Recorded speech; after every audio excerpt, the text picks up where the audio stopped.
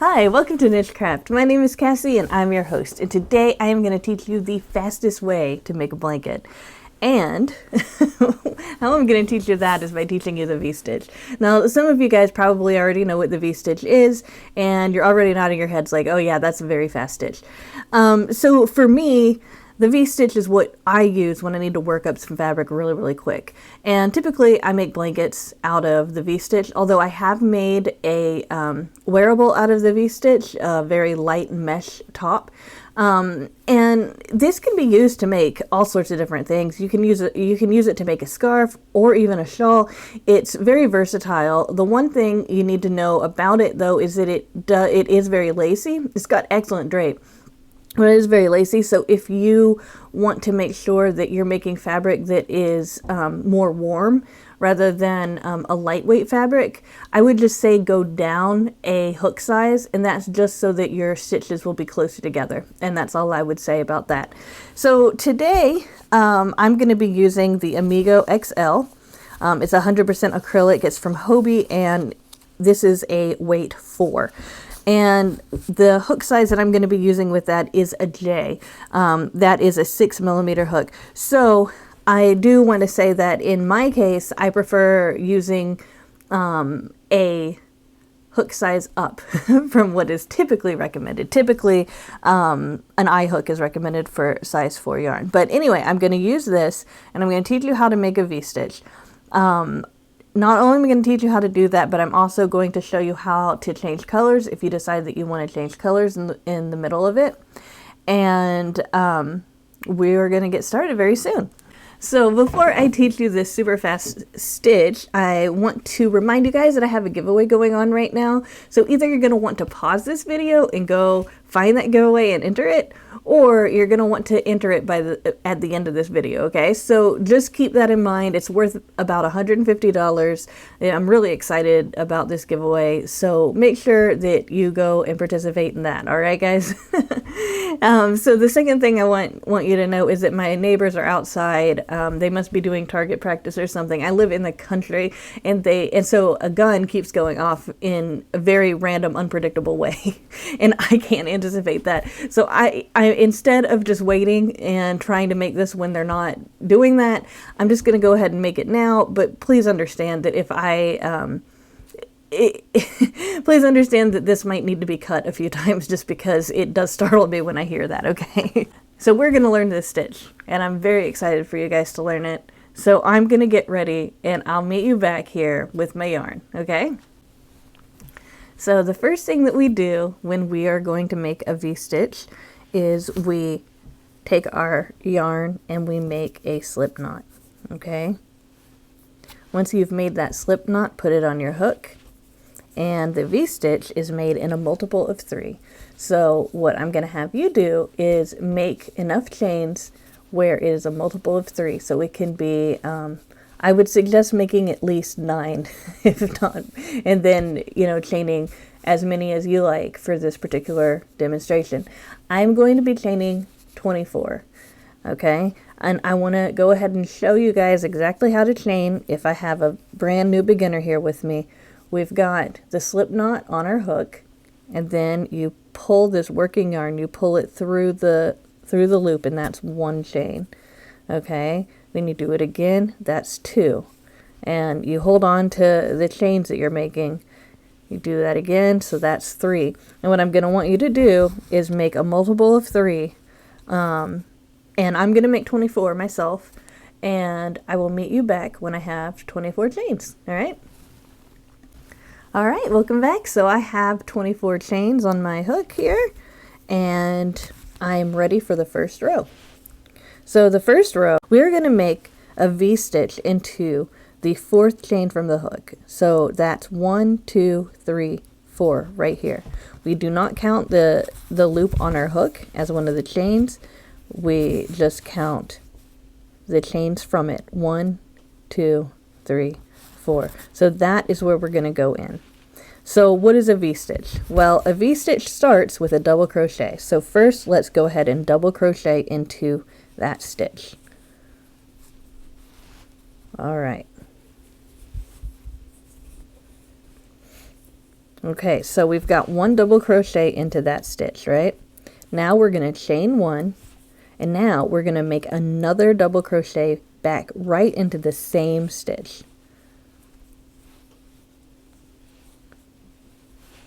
That is our very first V-stitch right there. Okay, next we are going to skip the next 2 chains, 1, 2, and then we are going to make another V-stitch into the next chain. That is a double crochet,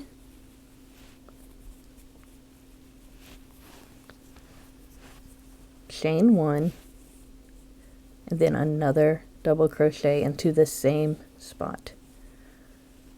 And I'm sure you can tell that the reason it's called a V-stitch is that we are creating these little V's here. All right, next we're going to skip 2 again and make another V-stitch into the third one. So 1, 2, 3, this is where we're going to go in. Again, that's a double crochet,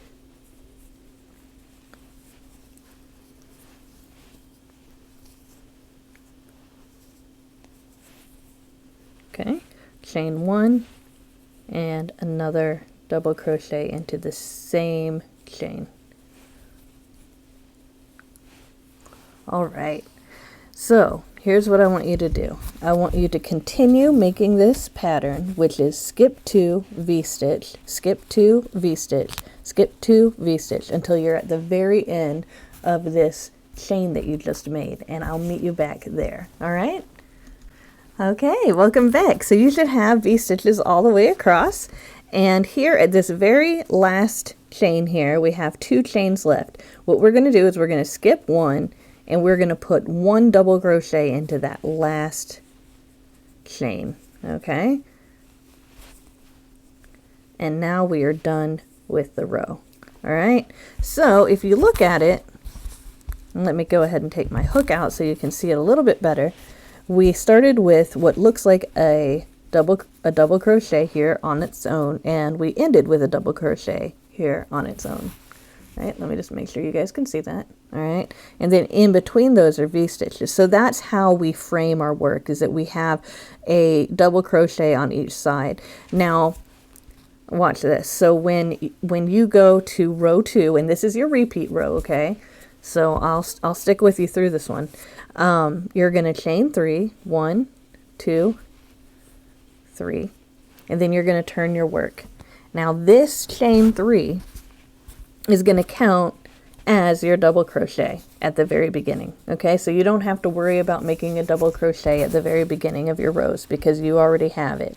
All right, so now we're going to put a V-stitch in that chain space of all the V-stitches, and we're going to do that by doing a yarn over and putting our hook underneath that chain. Okay, we're not working into it, we're working underneath it. So we yarn over, put our hook underneath the chain space in that V, or basically inside of the V, and then we pull a loop up. Okay, now we have 3 loops on our hook, so now we're going to pull a loop through once, then we're going to pull the loop through twice, and now we have 1 double crochet. Now we're going to chain 1, and now we're going to do the exact same thing, going back underneath that V, pulling up a loop, pulling through 2, and then pulling through 2 again, and now we have that V that's going into the next V. Next, that's all you have to do, is you just continue to put V-stitches into the V-stitches from before by making a double crochet, chain 1, and another double crochet.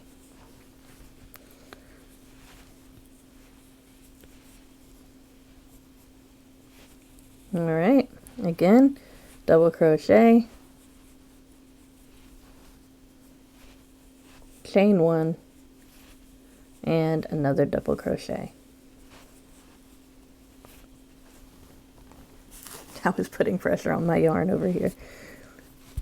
Another double crochet there. I'm going to go ahead and zoom out a little bit more because my work is getting a little bit bigger so you guys can see. All right, double crochet, chain 1, and another double crochet.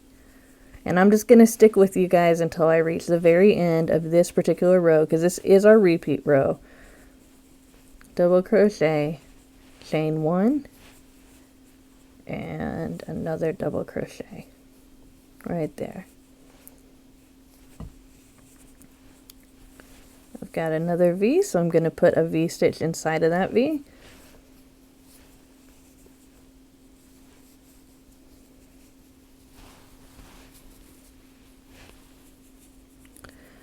And I've got one more V before that double crochet, so I'm going to put another V stitch inside of the V stitch from before.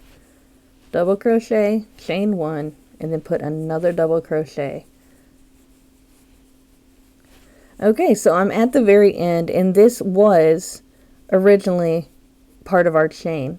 What I'm going to do is I'm going to make one more double crochet right here into that chain.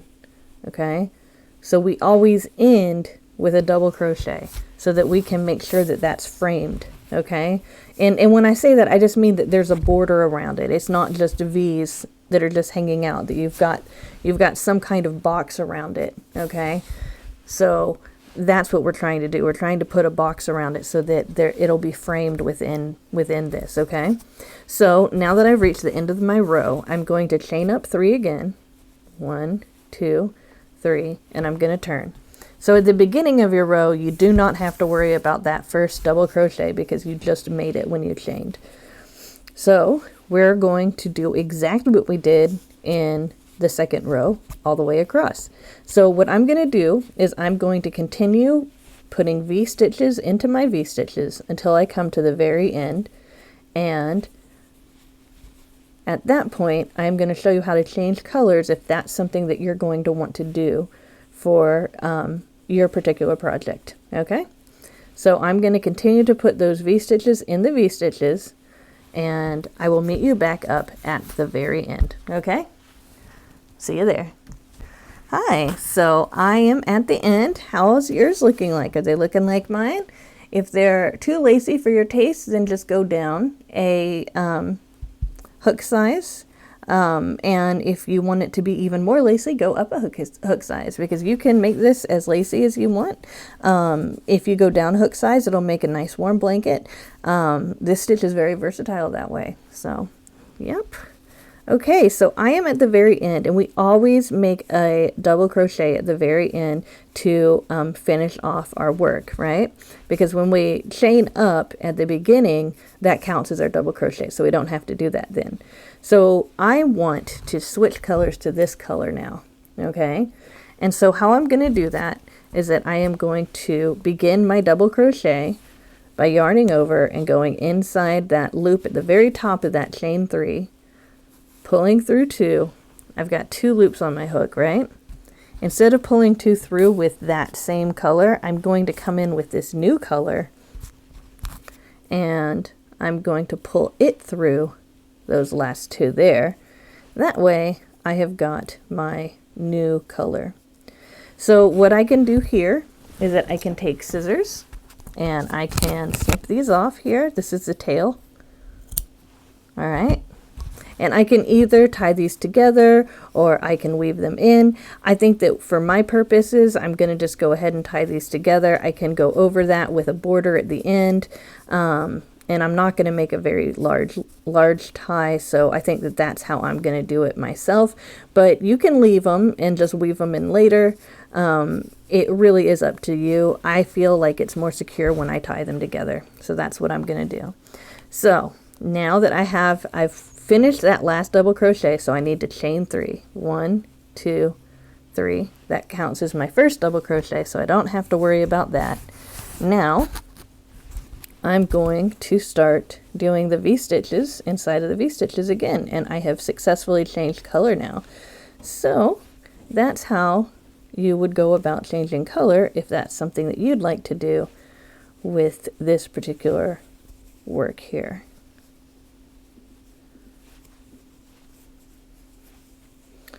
Alrighty.